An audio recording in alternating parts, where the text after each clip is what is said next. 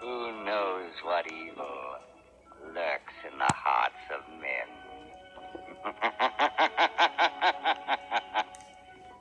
The shadow knows.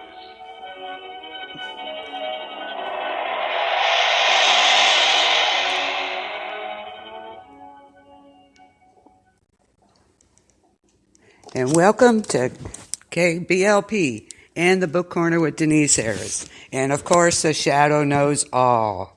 So watch your step, because he'll be watching. So tonight we're going to talk mystery, suspense, murder. Oh boy, our favorite topics, right? We're going to discuss some novels. Uh-oh, the shadow's coming back. Hang on.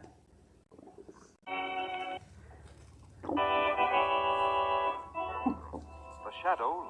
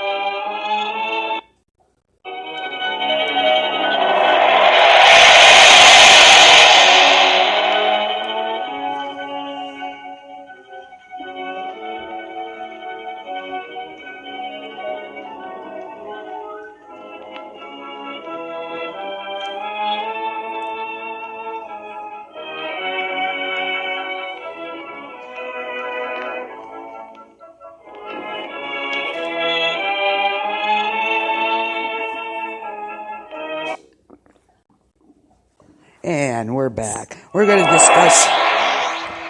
The first one we're going to discuss tonight is Anne Perry. Oh, he's back again. Who knows what evil lurks in the hearts of men?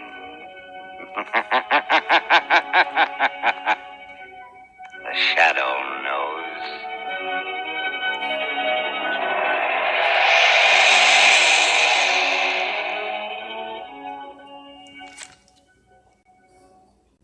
Yes, he does know. Wow, he keeps sneaking in on me. Anyway, we're going to discuss murder, mystery, suspense. Ooh. And the first one we're going to discuss is Anne Perry. She's a mystery writer, and she's known for two different types of books. Her series, Thomas Pitt and William Monk series.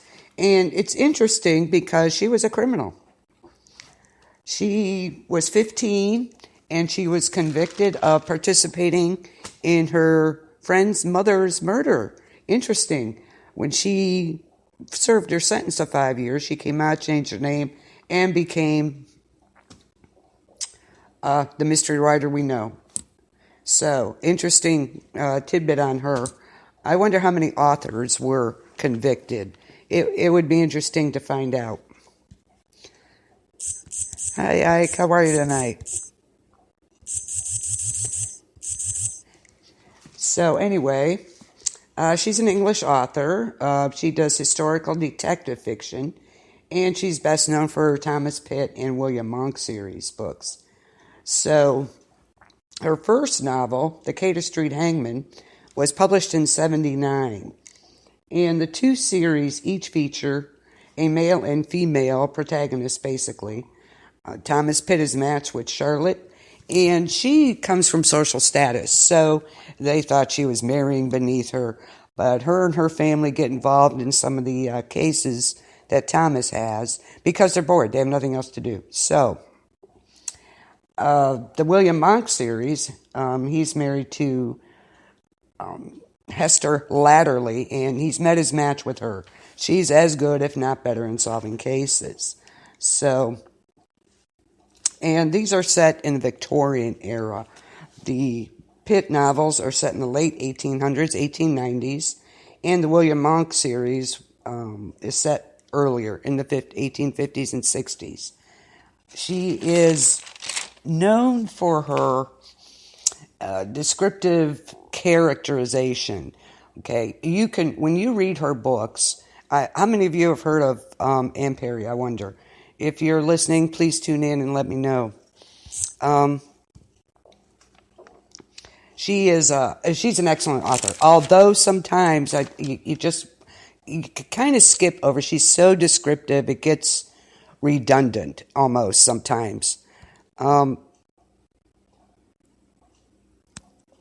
she is that good. I mean, you can picture exactly,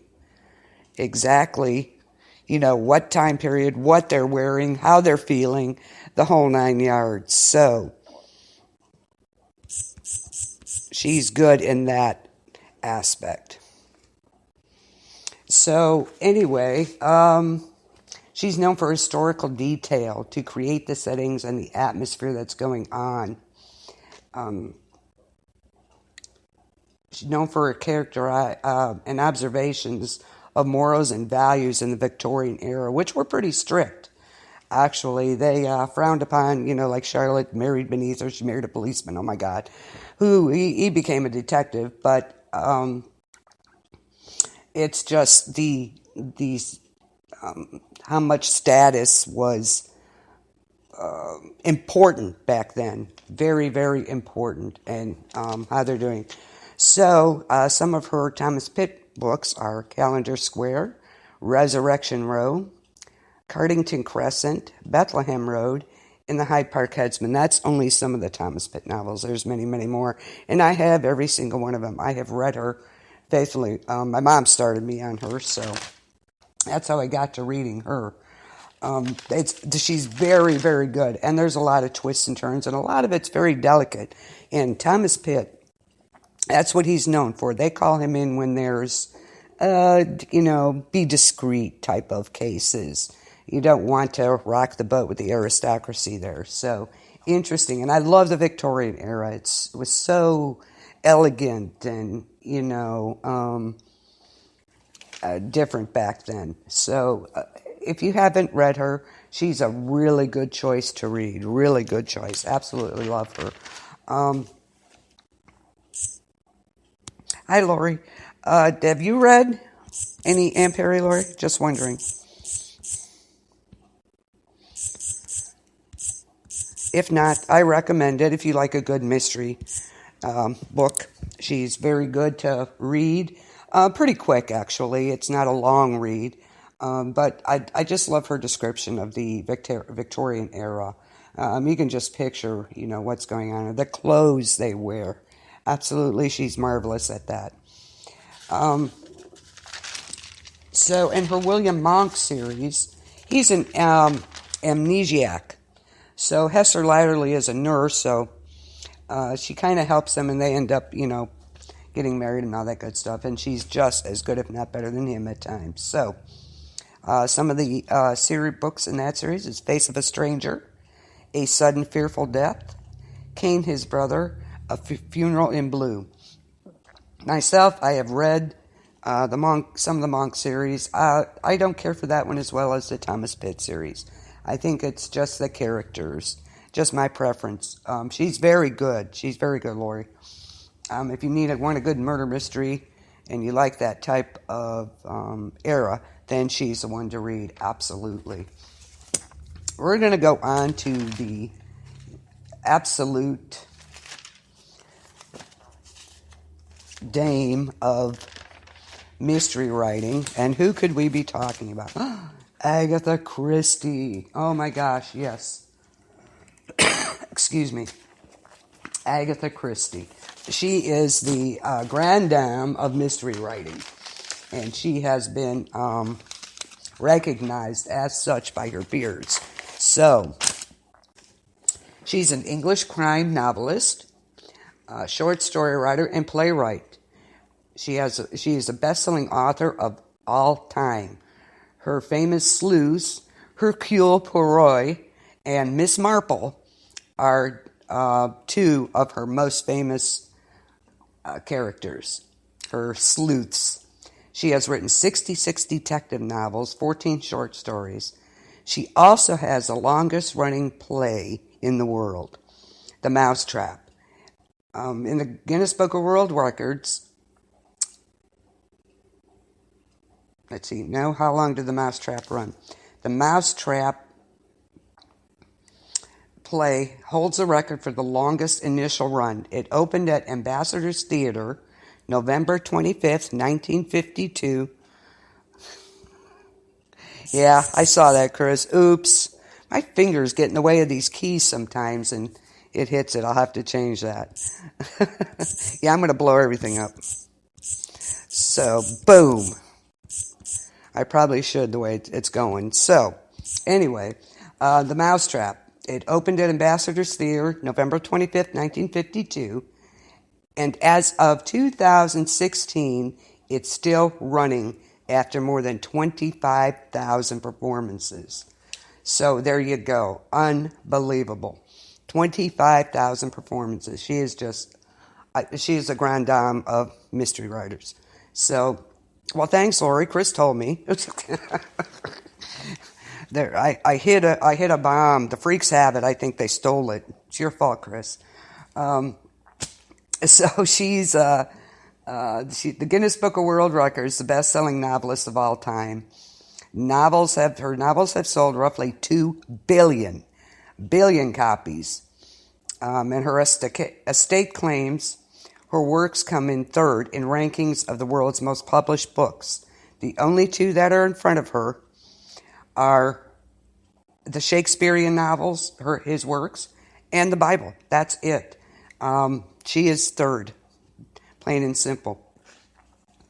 The Murder of Roger Ackroyd in 2013 was voted the best crime novel by over 600 fellow writers of the Crime Writers Association. So that her book, that novel was voted best crime novel. On September 15, 2015, coinciding with her birthday, her 125th, by the way. And Then There Were None, the book, was voted world's favorite Christie novel followed. So there you go. She is just, she was a force to be reckoned with, that's for sure. And she described her life as very happy. She was surrounded by a series of strong, independent women, which probably helped her develop into the writer she was. And she believed her mother was a psychic with the ability of the second sight. So interesting. You start getting into the backgrounds of some of these authors, and there's, like with Anne Perry, she was a convicted murderer. Interesting, at 15. So, but she only served a 5-year sentence because of her age and because they believe she just participated. She didn't actually do the murder. So interesting, some of the background here on these authors. And now Agatha Christie believed her mother was a psychic. So a lot of things, help form how these writers write. And there was a big hurrah to do back in 1926. Agatha Christie, and in quotes, disappeared. Her husband, Archie, had asked her for a divorce. He had a mistress, and he wanted to be with her. And so on December 3rd, they had an argument, and he left to spend the weekend with his mistress. And around 10 or so, Agatha disappeared from her home, leaving a letter for her secretary, a note saying she was going to Yorkshire. Her car was later found perched above a chalk quarry. It was just abandoned there with an expired driver's license and her clothes. Her disappearance caused a public outcry. Everybody was like, oh my God, what happened to her? They were looking at, of course, her husband. Maybe, he did something to her. There was a reward offered. Over 1,000 police officers and over 15,000 volunteers scoured the rural landscape trying to find her. Interesting. She just up and disappeared. Sir Arthur Conan Doyle even gave a medium spirit one of her gloves to help find her. So back then, a lot of what they call spirit mediums were very popular, very popular. Dorothy L. Sayers, who is another writer, visited the house later, and she used this scenario in one of her books. Her disappearance was on the front page of the New York Times, and she was not found for 10 days.